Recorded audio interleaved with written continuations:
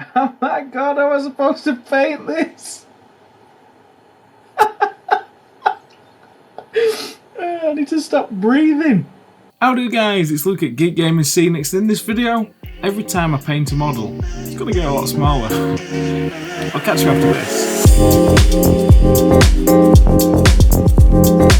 So guys, this video is going to be a bit of an experiment. I'm liking small scale stuff at the moment, so every time I paint a model, it's going to get smaller. Now the reason for this, in my next video, I'm going to be scaling down a skirmish game. Now there's a couple of things I want to try. One, I obviously want to see where the quality starts to fall apart on models.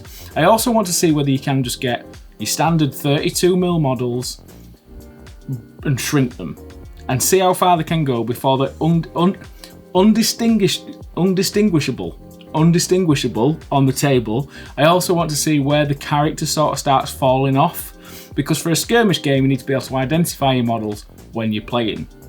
So I thought this video would be very fun, just to see how we paint, see if it changes as we get smaller, see if washes work the same. Let's just try and get the same model and paint it identically all the way down the scales. So, I'll catch you after this. So I started by selecting a model and then printing it off in various scales, from 50mm right down to 6mm. And when it printed off first time, I was rather excited. I was thinking that maybe the smaller scales would fail to print, because the model that I selected was quite intricate. It had a few dangly bits, which I'm sure Guy from Midwinter Minis would appreciate. So I just started taking them off the build plate, getting them ready to clean up. And this is when I found the first problem with the smaller scales.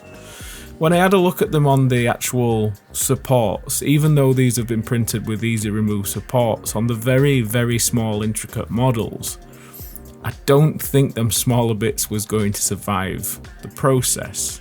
So I thought I'd give them a clean up and give them a try and see how we'd get on.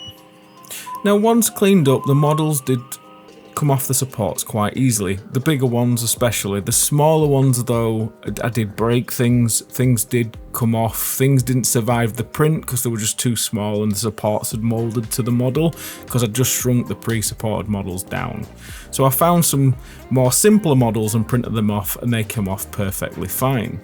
Now the Kickstarter that I used for this is by Crippling God Foundry. It's Murder in the Fair. Now the one thing that really stood out to me about this patron is the terrain this month. It's got its little sort of arena which could be used for Blood Bowl, and modular spectators, which I'm really excited, and I've kept that to one side for maybe a later project. But if you want to support Crippling God Foundry, all the links will be found at the bottom of the video. Right, on to painting some small miniatures. Now, I started with the 50mm model. The reason I started at 50mm was to paint all the popular scales, so 50mm, 32mm, 25mm, 15mm, and then the small one, which is a bit less than 6mm. One was to test the quality of the print to see how far we could push them, and at 50mm, they still look goddamn good. I could quite honestly push this to 75mm upwards. They're just high quality prints. But the other reason for doing a 50mm model first was to paint it, as in get a paint style down and then I'm going to replicate across all the models. So I thought it'd be good to practice the paint style that I'm doing, and then I'll just repeat that the next 5 times. And as you'd expect, it was pretty simple on such a large model. However, when you start going down to 32mm, you soon realise that it's not as easy as you originally thought. Practicing on a big model is a good way to do it, but when you go down to the next size, it is a lot more complicated just because it's smaller. But what this helps with is the fact that it's a lot smaller, so it's harder to see, but washers and glazers do hide the tiny little mistakes and things that you create. Now, when I moved down from the 32 to the 25, that was amplified, and the reason is because we're getting a 32mm model and we're shrinking it, so all the proportions stay the same. It's not as heroic as in the head, it's in proportion all the way down, and this just gets more and more complicated. So when I went to the 15mm model, I'm still applying the same techniques. It's surprising how much of that detail is still there. Right, things are starting to get a little bit complicated. I'm down now to the 15mm. What's interesting about 15mm is all the characters still there, all the details still there. You can still paint it, which I wasn't expecting. Like when I did the 10mm models in the last video, it don't really matter, but at 15mm, even though it's only 5mm difference, it makes a massive difference to the model, and the character and the quality and the detail and everything is still there, even at 15mm, which is not what I expected. So maybe for skirmish games, I'll do 15mm rather than the mass battle sort of 10mm, because you can still see what the model is. Start going smaller though, like 6mm. I think that's just under 6mm. It's a bit small, but I'm not looking forward to painting that one, but we'll see how we get on. Now, after a bit of practice and keeping a point on your brush, you are able to edge highlight and paint this like a normal miniature, and they are quite nice to paint. It's like painting a belt buckle of a 32mm model over and over again. That's what it's like. So with some practice, we could paint 15mm models to quite a good standard, so they'd still look pretty good and characterful even at 15mm. So this is good to know for skirmish games. I mean, I'm not going to paint their eyes, but you can edge highlight them so they do jump out at you.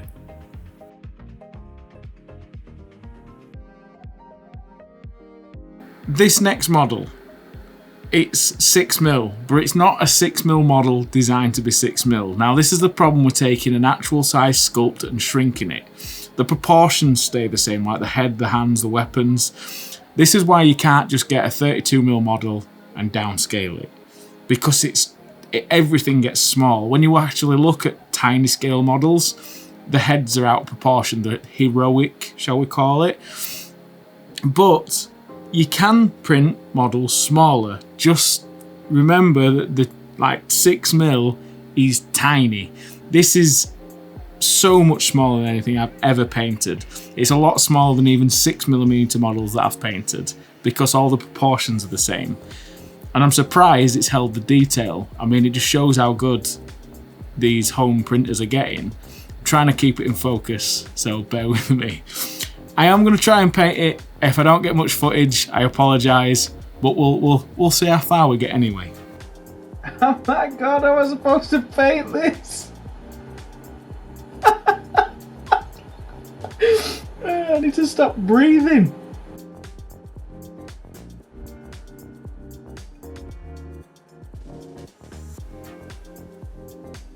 I really don't think painting this model on camera really explains how small it is. So this is the smallest brush I own. It's tiny.